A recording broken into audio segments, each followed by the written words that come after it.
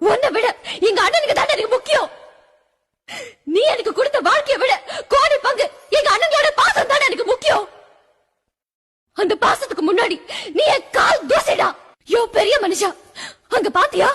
அவ்வளவு அடி அடிச்சும் திருப்பி அடிக்காம அசராம நிக்கிறாங்களே பாத்தியா? அதான் என் ரத்த பாசம். அதுக்காக அவங்க கோழை இல்ல. நீங்க இவ்வளவு நாள் என்ன கொடுமைப்படுத்துறது, அவங்கள கொல்ல ஆள் வச்சது எல்லாமே எங்க அண்ணனுங்களுக்கு தெரியும்.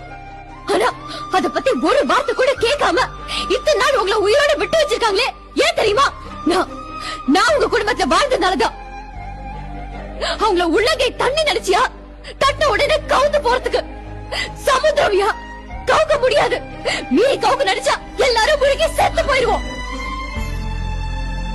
என்ன என் மேல கோபமா?